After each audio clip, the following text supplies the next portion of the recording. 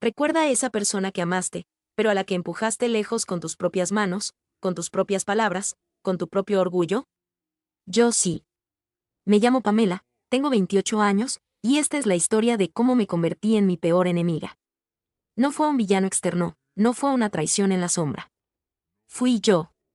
Yo, con mis ideales convertidos en armas, yo, con mi rabia disfrazada de justicia, yo, quien destruyó lo más bonito que había tenido. Y lo peor no es haberlo perdido. Lo peor es darme cuenta, demasiado tarde, de que lo tenía todo, y lo tiré a la basura. Todo empezó cuando tenía 22. Era una chica como cualquier otra, sensible a las injusticias, molesta con las miradas incómodas en el metro, con los comentarios fuera de lugar en la universidad. Entonces, una amiga me llevó a un taller feminista. Y allí, por primera vez, me sentí comprendida. Escuché historias que resonaban con las mías, aprendí palabras para nombrar el dolor que antes solo era un nudo en la garganta. Fue como abrir una puerta. Pero esa puerta, en vez de llevarme a la luz, me fue encerrando poco a poco en una jaula de mi propia construcción. Empecé a leer, a seguir cuentas, a asistir a reuniones. Al principio, era genuina. Quería entender, aprender, crecer. Pero algo cambió. Dejó de ser una herramienta para convertirse en una identidad. Una identidad rígida, inflexible, en guerra. Empecé a descartar cualquier voz que no estuviera alineada con la mía. Los que discrepaban no eran personas con opiniones distintas, eran enemigos, traidores, cómplices del sistema. En las reuniones, escuchaba frases como todos los hombres son iguales o el amor romántico es una trampa patriarcal. Al principio me parecían exageradas. Luego, empecé a repetirlas. Y luego, a creerlas con toda mi alma. Me sentía poderosa. Despierta. Superior. Pensaba que los demás estaban ciegos, y yo, por fin, veía la verdad. Fue en medio de esa tormenta que conocí a Daniel. Él tenía 26 años, era ingeniero. Nos presentó un amigo. Y desde el primer momento, me desconcertó. No encajaba en el estereotipo que yo ya tenía grabado a fuego. Era tranquilo, educado, con un humor sutil y una mirada increíblemente sincera. Mi mente, sin embargo, estaba llena de alarmas. Los hombres solo buscan aprovecharse, si parece bueno, es peor, está fingiendo. Me resistí. Pero Daniel era paciente. No era insistente, era constante. Pequeños detalles, mensajes atentos, invitaciones a lugares tranquilos, conversaciones en las que, por primera vez en mucho tiempo, sentía que alguien me escuchaba de verdad. No para rebatir, no para ganar, sino para entender. Acepté salir con él. Y fue fácil. Natural. Podíamos hablar de libros, de películas, de viajes, de política. Él nunca imponía su opinión. Siempre escuchaba, y luego compartía la suya con calma, sin arrogancia. Nos hicimos novios. Estuvimos juntos 1 año y medio. Fue, sin duda, la relación más sana de mi vida. Daniel era atento, detallista, siempre preocupado por mí. Me acompañaba en mis momentos bajos, me apoyaba en mis proyectos, me hacía sentir importante. Valiosa. Amada. Pero el problema no era él. Era yo. Por dentro, disfrutaba cada segundo. Pero mi mente, esa mente intoxicada por el radicalismo, no dejaba de susurrarme al oído: estás cayendo en la trampa patriarcal. Esto es una ilusión. Él te está manipulando. Y empecé a buscarle 3 pies al gato. Si tardaba en responder un mensaje, asumía que me ignoraba. Si quería pasar un fin de semana tranquilo en casa, pensaba que me evitaba. Llegué a cuestionarlo por pagar la cuenta en un restaurante, porque en mi lógica distorsionada, eso era un acto de dominación, un intento de ejercer poder. Y Daniel nunca se enojaba. Me miraba, trataba de explicarme con paciencia infinita, me decía que me quería, que no había necesidad de pelear por todo. Y eso, en vez de calmarme, me hacía sentir peor. Porque en el fondo, sabía que estaba siendo injusta. Pero mi orgullo, ese maldito orgullo, no me dejaba ceder. No me dejaba pedir perdón. El punto de quiebre llegó una noche, después de una cena. Volvíamos a casa, y en el edificio, Daniel le abrió la puerta a una señora mayor que entraba detrás de nosotros. Un gesto de cortesía, de educación. Pero para mí, fue la gota que derramó el vaso. Le grité. Le dije que ese gesto era paternalista, que estaba actuando como si las mujeres fueran incapaces de abrir una puerta solas. Que era un machista disfrazado. Él me miró, sorprendido, herido. Trató de explicarme que era solo cortesía, que no tenía nada que ver con pensar que la señora era incapaz. Pero yo estaba poseída. Encerrada en mi papel de jueza infalible. Lo acusé, lo condené. Y esa fue la primera vez que vi a Daniel realmente molesto. No gritó. No insultó. Solo me miró con una tristeza infinita y dijo, estoy cansado, Pamela. Por más que intento demostrarte mi amor y respeto, tú siempre encuentras una forma de verlo como algo malo. Y se fue. Simplemente se despidió con un lo siento y se fue. Y no volvió. Bloqueó mis llamadas, mis mensajes. Me borró de su vida con una silenciosa, devastadora, definitiva. Y yo lo odié. Me repetí a mí misma que él era el culpable, que me había demostrado que todos los hombres eran iguales. Mis amigas del colectivo me lo confirmaban, y yo quería creerlo. Pero dentro de mí había un vacío. Un agujero negro que crecía cada día. Con el tiempo, empecé a recordar. Recordé las veces que me cuidó cuando estuve enferma. Las veces que me apoyó incondicionalmente en mis proyectos. Los momentos en que me hacía reír hasta llorar, sin razón alguna. Y me di cuenta. La verdad más dolorosa, más difícil de aceptar, lo perdí por mi propia culpa. Me dejé consumir por una ideología que me cegó, que me llenó de un rencor que no me pertenecía. No supe valorar a un hombre que, con todos sus defectos humanos, me quiso con una sinceridad que yo no merecía. Y lo alejé, convencida de que estaba despertando. Hoy sé que no. Estaba hundiéndome. Lo busqué, claro. Le mandé mensajes, le pedí disculpas, le supliqué que habláramos. Nada. Silencio absoluto. Pensé que necesitaba tiempo. Pero el tiempo pasó, y el silencio se volvió una pared infranqueable. Eso me dolió más de lo que jamás admití. No podía entender cómo alguien que decía amarme podía desaparecer así. No entendía que él ya había aguantado más de lo que cualquier persona debería aguantar. Mi desesperación me llevó a pedirle a amigos en común que intercedieran. Les rogué que le dijeran que quería verlo, que todo se podía arreglar. Ellos me miraban con pena, con incomodidad. Algunos me decían que lo dejara en paz, que ya había tomado su decisión. Pero yo insistía. Y cuando me di cuenta de que Daniel seguía negándose, mi orgullo herido se transformó en rabia. Empecé a hablar mal de él frente a esos mismos amigos. Lo llamé machista, hipócrita, dije que se había quitado la máscara. Inventé mentiras para justificar su silencio. Decía que me había engañado, que siempre había sido como todos los demás. No era verdad. Lo sabía. Pero era más fácil culparlo a él que enfrentar el monstruo que yo misma había creado. Y lo más triste, muchos de esos amigos empezaron a alejarse de mí. Ya no me buscaban. Las conversaciones se volvieron tensas, breves. Me estaba quedando sola.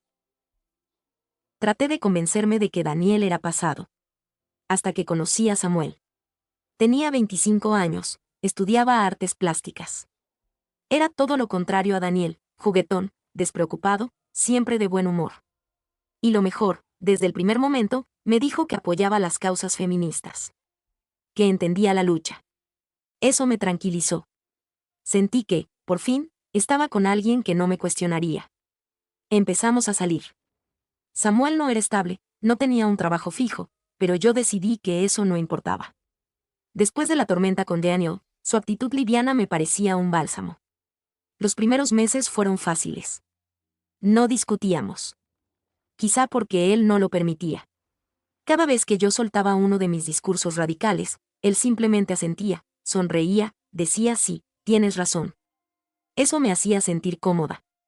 Aunque, con el tiempo, noté que nunca se comprometía de verdad. Era como un loro, repitiendo las palabras que yo quería escuchar, sin creerlas realmente.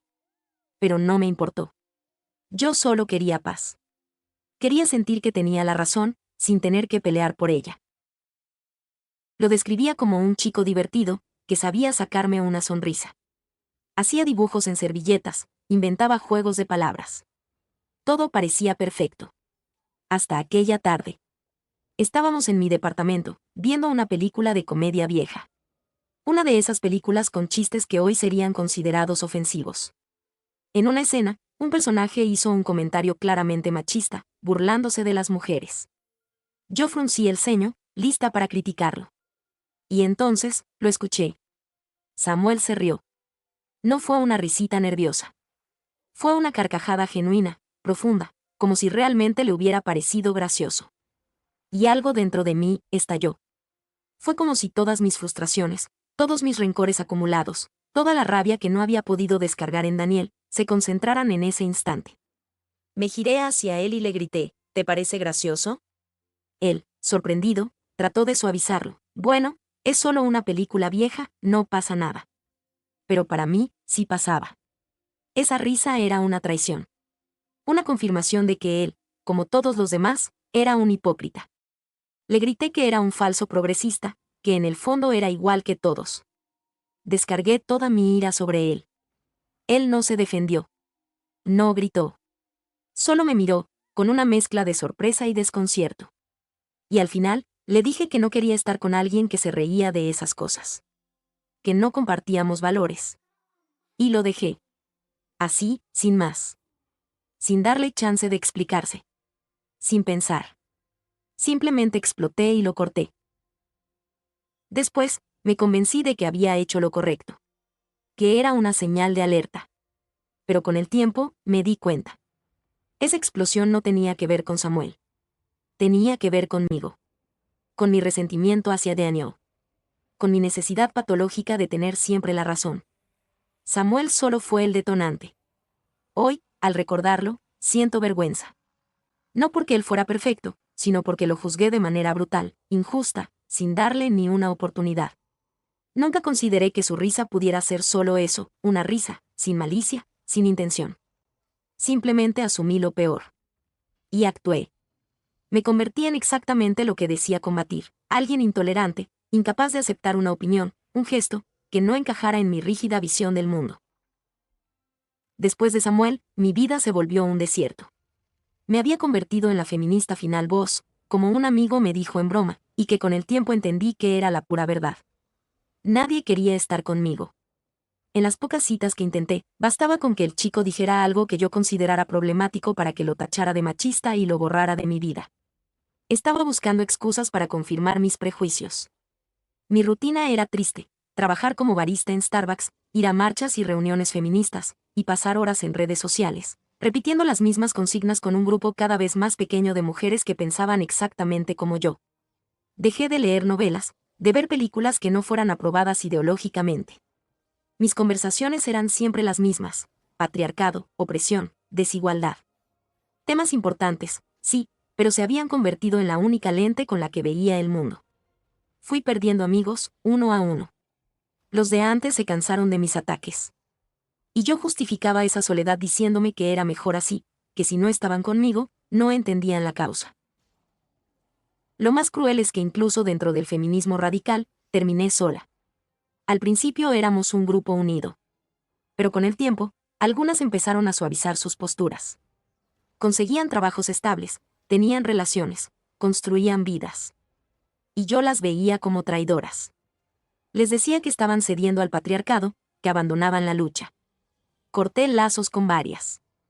Y mientras ellas construían, viajaban, abrían negocios, eran felices, yo seguía atrapada. Sola. Repitiendo consignas que ya ni yo misma creía. Aferrada a una rabia que solo me mantenía en una jaula. Hace 2 semanas, una amiga me dio una noticia que me partió en dos. Me dijo que Daniel se había casado. Fingí que no me importaba. Sonreí. Pero cuando llegué a casa, me derrumbé. No lloré porque quisiera recuperarlo. Eso era imposible. Lloré por la oportunidad que desperdicié.